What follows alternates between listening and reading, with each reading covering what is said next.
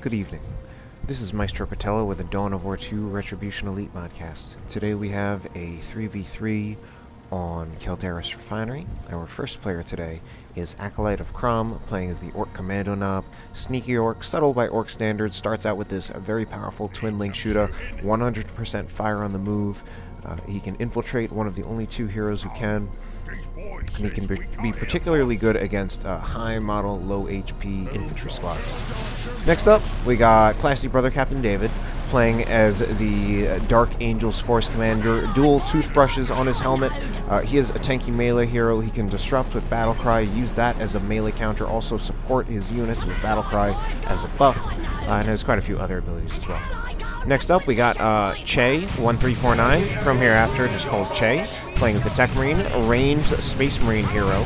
He is very good at supporting vehicles. He can also get a power axe a bit later on. Right now he's bashing people with his bolter. And he also does some very good range damage to start out. Not 100% fire on the move, but he does have the highest starting range DPS. Next up, we got yet another Force Commander. This one is played by Dpfarce, and here we got Blood Ravens here to fight that Techmarine again. Next up, we got ghostknight playing as the Eldar Warlock. The Eldar Warlock is a melee hero. To start out, he can actually definitely function as ranged with the Merciless Witchblade. He can either be a spellcaster or a tanky melee hero, a little bit of both. And then finally, we got Siergiej, a name who I'm never sure if I'm pronouncing this correctly.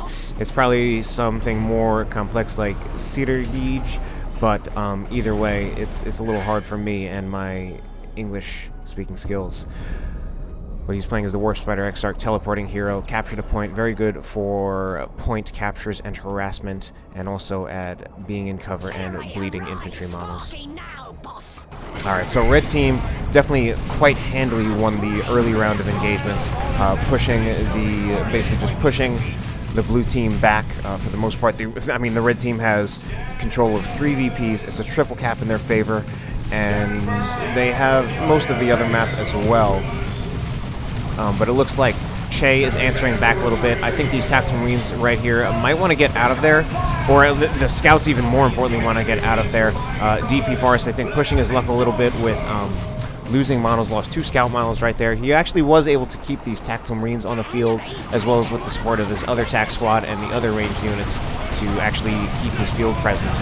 And I mean, wow, just look at the... Oh man, look at all those Slugger Boys going down. This is actually, right now, the red team is being quite dominant, except for the fact that these Dire Avengers kind of just got scared away from these Orc Slugger Boys chasing after them. But one of the Slugger Boys went down for AcolyteofCROM. I mean, that was actually not really a good situation for AcolyteofCROM after he got hit by those defensive melee counter grenades. Now, I think people have said that the Kommando Nob is good against Eldar. Certainly to start out in Tier 1, he can definitely bleed a lot of models off of Eldar squads with that twin-link shooter. Give himself a lot of levels, as well as inflict a lot of bleed on the Eldar players.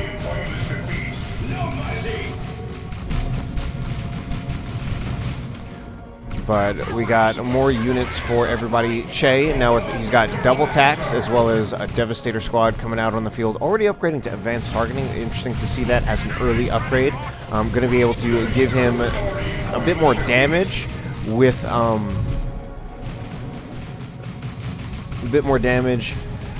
guess just to start out, as well as giving him something he can kind of use against a rushed vehicle.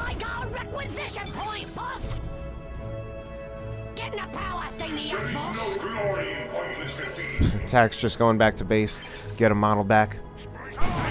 Meanwhile, over here, we have the Warp Spider Exarch, a little out of position, but he can just teleport out of there. He just needs to do it a little more quickly, unless he's actually just tanking it. And look at these grenades just going in on AcolyteofCROM. AcolyteofCROM just kind of taking those grenades, not really reacting to them. And AcolyteofCROM getting hit really, really hard.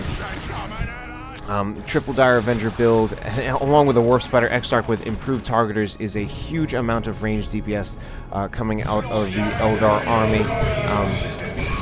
And even though there are no actual melee units, that Siergiej's build can actually still be very deadly against melee units, just because there's so much range fire to focus down the melee units, and then he can use grenades defensively as a melee counter. Assault Marines jumping in from Dpfarce. Dpfarce has a heavy and wreck-heavy Tier 1 build with double tax into Assault Marines.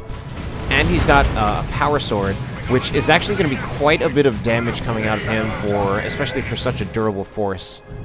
Back over here, looks like AcolyteofCROM still getting hit incredibly hard. And then just trying to get out of his base. But the VPs have actually been evened out a bit, although it still feels like most of the fighting has taken place more on the blue team side than on the red team side. And I mean, Che also pushed back into his base by quite a bit. And Che, I mean, this is actually, yeah, Dpfarce is actually, he's doing a lot to try to keep his tax in play as long as possible, so that's interesting. Keeping his stacks in play as long as possible. Now they need to go. That was really, really pushing it. So he's pushing it, but he's actually managing to take the risk, and his risks are actually paying off because he's keeping a lot of field presence, keeping his units out on the field. I think this risk is not going to work out. Yeah, I mean, he still didn't lose any models. So Dpfarce, being risky, deciding to actually gamble on risks, to be honest, getting a little lucky because his risks are paying off in his favor, but still very, very brazen and brave play by him. And that it has been working out to his advantage, and it could continue to work out for his advantage. Wow, that was really, really awesome. Not being able to detect the Kommando Nob, but being able to just know that he was there and throw the grenade, and that scared the Kommando Nob off, and then he almost wiped the Kommando Nob. So that was Siergiej. Siergiej, I am not familiar with most of the players in this game. I am familiar with Siergiej. He probably is one of the stronger players in this game.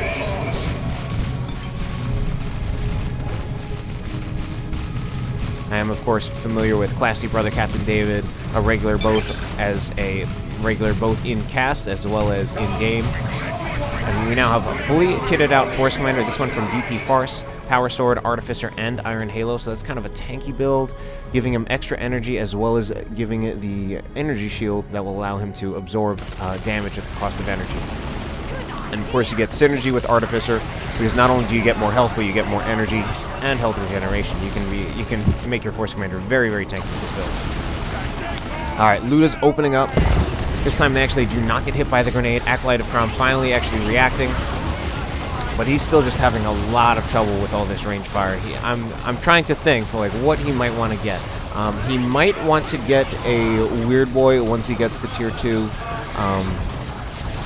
Something like a Weird Boy could just instantly hit a lot of these Dire Avengers, force them off very quickly. War Vomit to stun the whole blob. Force Siergiej to split and micro more. Could also get a Death Dread, at least while Siergiej has no vehicle counters.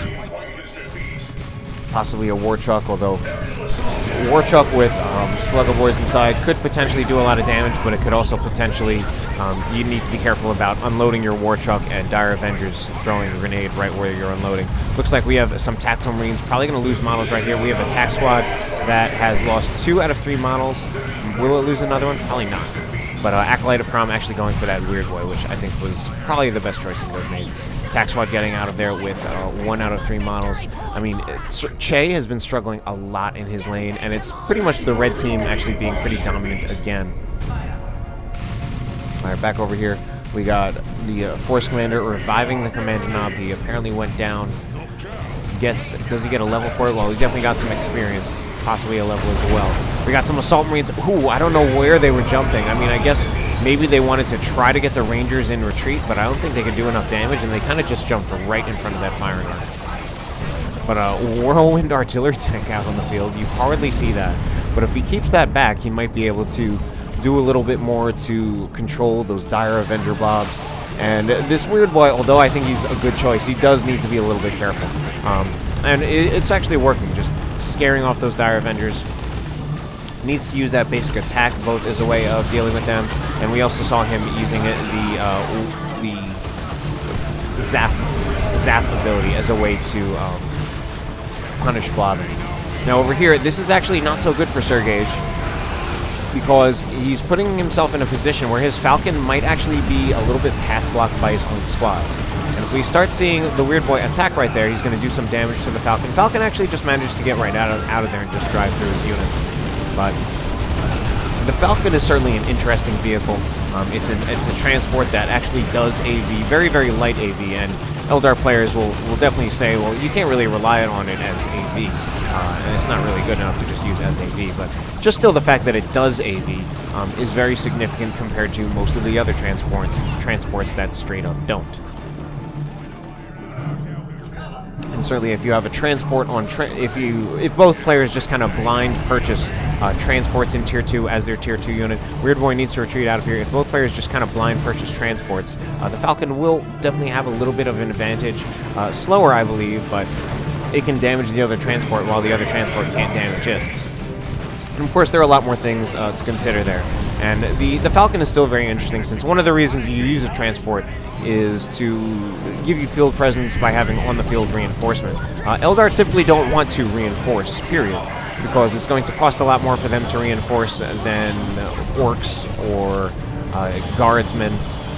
So it's going to be a lot more costly for them to fight that way, but it can still be powerful, it can still give you staying power, it can still help you win engagements and win the game if you use it well.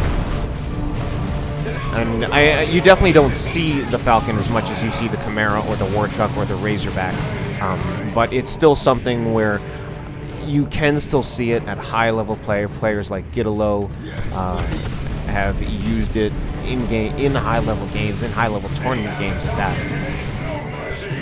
And Red Team still being very, very dominant in this game.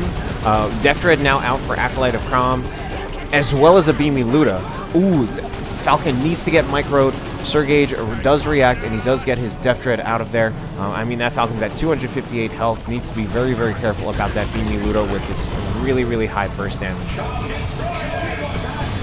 We got a Melt-A-Bomb and a Missile Attack from Classy Brother Captain David, kind of the emergency AV that you expect from Space Marines to get once if your opponent goes to Tier 2 and you need anti-vehicle. You just have these 2 upgrades, or in this case, these 3 upgrades that synergize very well with each other, are definitely adequate to take out light vehicles, and if you play your cards right, even more tough vehicles like Dreadnoughts. Just very, very good emergency AV that you can get out of Space Marines, and we're in fact going to have just a dead Wraithlord right there. So I don't remember who that was. Probably ghostknight, since Siergiej has his Falcon and is also floating a lot of resources, although ghostknight is floating a lot of resources as well. And, I mean, for the most part, I'd say Dpfarce is, aside from the fact that he obviously lost a squad of scouts, he seems to be overall doing better in this lane, basically just better than Che. Che is generally being pushed back a lot. He doesn't have as much of an aggressive composition. He has a Devastator, which is going to be a very static unit. He has a Techmarine, who does not really have the aggressive capabilities of a hero like the Force Commander. And wow, I mean, look at this double. This is Siergiej coming all the way across the map to double a player who's already kind of losing his lane. Although, as a consequence, AcolyteofCROM just kind of moves in, takes the contested power farm, and that could help the blue team get to Tier 3, which is actually something, if they can get out some Tier 3 units, maybe that could help put them in the game. Blue team actually having bigger armies. But the VPs at this point are quite significantly in favor of the red team, and I don't like the positioning of this Falcon. The Force Commander is just going to run in, but some disruption coming from this is Dpfarce to support Siergiej. Still needs to be very, very careful about this Force Commander, and that could still be a dead Falcon anyway. Falcon is actually taking the energy shield damage because the Force Commander, because it has its energy shield in Tier 3, but it still needs to get out of there, and I think it's still going to go down, and yes, it does. So I was wondering if that just might survive, but unfortunately it just didn't happen. Warlock, meanwhile, in here, yeah, needs to activate his energy shield or he will definitely lose to the Force Commander right there. He was about to die. He still might lose, though, because the Force Commander is going to be doing quite a bit more damage, and yeah, the Warlock goes down. Didn't quite judge that well enough.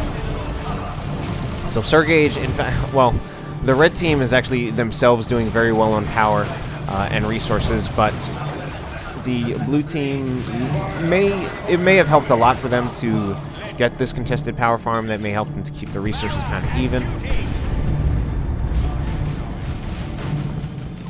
And I feel like Che has been here all game. Just kind of been here all game. Unfortunately, he sets up his Devastators in an arc where they can't really shoot. Oh no, and he unsets up, but they would have gotten disrupted by the Assault Marines anyway. Force Commander right here, disrupting some Assault Marines, some Dark Angels. The Blood Raven's Force Commander. We got Bloody... Well, no, wait. I forget, but... Anyway. Double cap for the blue team, so they're at least going to stay in with the VPs for now. Sluggo Boys going for these Dire Avengers, and Ghost Knight not reacting with a grenade. Oh, tries to throw a grenade, but he ends up just retreating. Needs to be very, very careful. Needs to get these Rangers out of here, or they're going to be in serious trouble. And AcolyteofCROM, he does retarget, kills a Ranger model as well. Can he get another one? Well, that was nice, but yeah, at that point he shouldn't push his luck any further, especially with the possibility of another grenade coming out of this Dire Avenger squad. D-Cannon now out for Ghost Knight. Tier 3 artillery platform for the Eldar. Does plasma cannon damage. Hitting that Death Tread right there, since it does plasma cannon damage, it can damage vehicles. It can also damage all kinds of infantry very well. It's an anti-all damage type. It's actually, plasma cannon damage is definitely one of, and possibly the best damage type in the game, since it does either full damage or bonus damage to everything. It's also it is also anti-garrison. It's just fairly limited in terms of what units you can get it on. Most units you can get it on are setup teams, or it's on specific abilities. And probably the best case of plasma cannon damage is actually on the Fire Prism, since that's on a very mobile vehicle. But Tax right here, took a plasma cannon, hit themselves. More plasma cannon damage over here with a plasma cannon Devastator. And here we go with an orbital bombardment. Who is this from? Is this from Dpfarce? Maybe from Dpfarce. He's not getting a whole lot with that. Wow, he actually gets almost nothing with that orbital bombardment. I think he got like a scout model. He didn't even hit this Devastator squad that was right here. So, I mean, exciting to see an orbital bombardment. Unfortunately, it didn't do a whole lot. And now we have some Assault Terminators out on the field. They need to be very, very careful, though, about taking damage from this Bright Lance as well as this D-Cannon. Those are definitely sources of damage that can be quite effective against Terminators. And especially if we also see the Scorch ability from the Bright Lance, increasing the damage that the Assault Terminators take from other sources. Vanguard veterans now getting out of here, and rocks. The rocks on top of the D-Cannon, but ultimately not taking it out. In fact, I don't think that rocks did a whole lot. Assault Marines need to get out of here. Or not Assault Marines. The Assault Marines are on top of the Rangers, who need to get out of here away from the Assault Marines.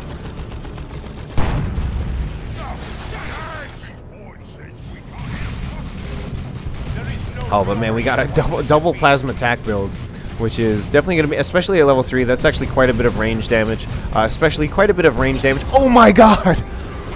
Oh my god! Holy crap. So much for those double tactical Marines. Mark target plus plasma cannon Devastator. Dead tactical Marine squad. Wow, we must have had a dead Fire Prism or something right here from Siergiej, or maybe a dead Falcon. Another Falcon, because the original Falcon died over here, but oh my god. Anyway, looted tank now out for AcolyteofCROM. AcolyteofCROM struggling a little bit, losing a lot of his units, losing his Kommando Nob more than once. He does have a looted tank out now, and he's also getting some Nobs out, so that Orc Tier 3 definitely has a lot of good options. I mean, the looted tank is, I feel like, not considered the strongest tank, but I mean, it's still a tank, and tanks just have so much value for what they do, just the versatility you get in a single package, being a vehicle, being one of the best sources of anti-vehicle, while still being very, very effective against infantry. Alright, Assault Terminator's right here, chasing down Dpfarce. Dpfarce is now the one who's suffering a little bit. I don't know that he ever replaced his scouts, and he's going to need them if he wants to be able to support this Predator. Otherwise, he's not really going to be able to use this Predator. But, I mean, we do have a double Plasma Tac build, so there isn't a whole lot of AV coming out from Che. And this is David right here going for a decap with his Assault Terminators. Che, Dpfarce needs to be really careful about that Plasma Cannon Devastator down. That combo, I mean, I've never seen that combo, and it worked beautifully. Oh, man. Oh, infiltrated Nobs. So very, very nice. Using the Commando Nob's Global, and I have a feeling, yeah, Ghostknight is not reacting to this in time, and he just straight up loses his Bright Lance, which is a nice play by AcolyteofCROM. Walking around with this Slugger Boy. It's just a Slugger Boy, not a squad. Well, it's a Slugger Nob, my mistake. Oh no, Slugger Nob gonna go down, going for a decap. He's gonna take a headshot, and there we go. That was kind of sad. But the tables have really turned on this side. I guess Che just ultimately held the line. And look at how the VPs have evened out. 70 to 152, not the big difference that we saw before. But the blue team still not on the winning end of things. Certainly still not on the winning end of VPs. Wow, Seer Council getting in a little bit of trouble. Get out of there with 2 out of 5 models. And ooh, this looted tank in a little bit of trouble. And AcolyteofCROM actually needs a repair unit, so that's not good for him. Losing his sluggers like that. I don't know whether he was. I don't know what happened. Grenade on those Dire Avengers.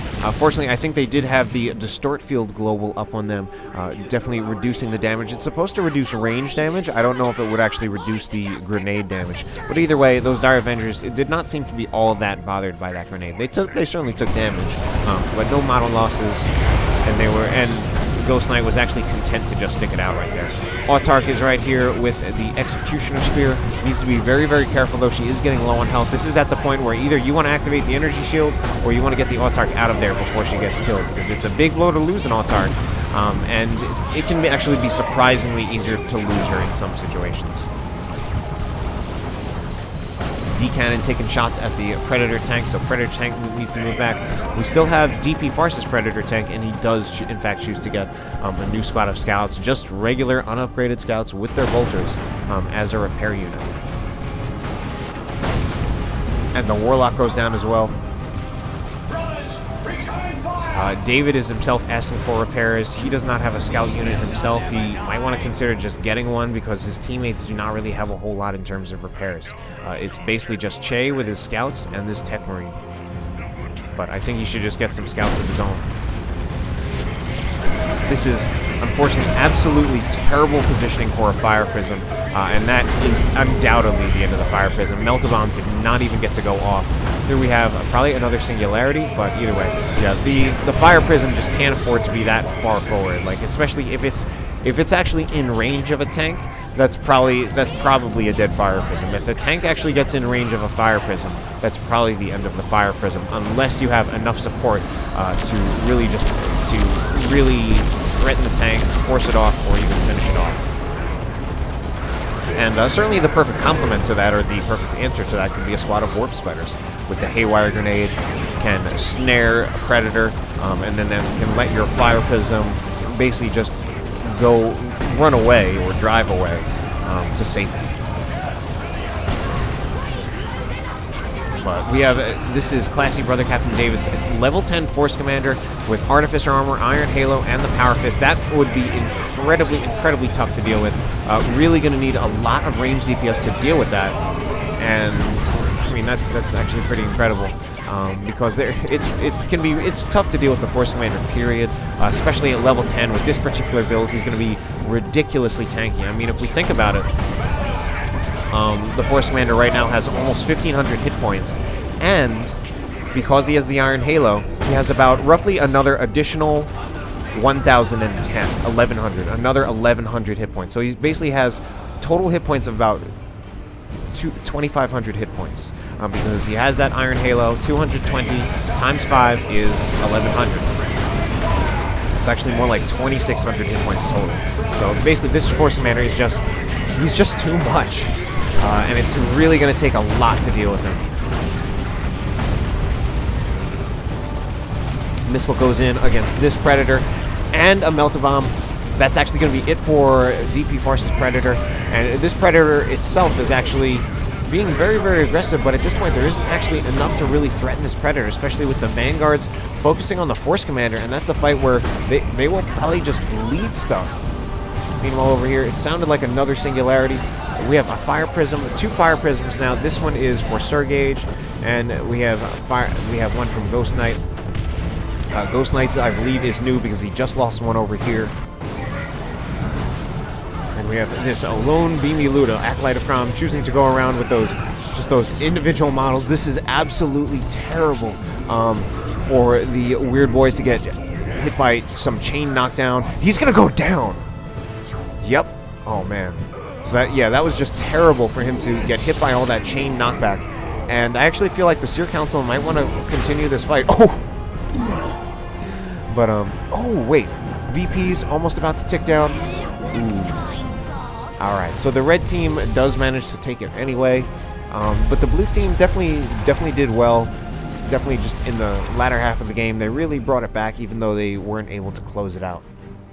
And I enjoyed a lot of the moments in this game, particularly that Plasma Cannon Devastator plus Mark Target just destroying that Tactical Marine squad. But, yeah, I hope you enjoyed the cast. Have a good night.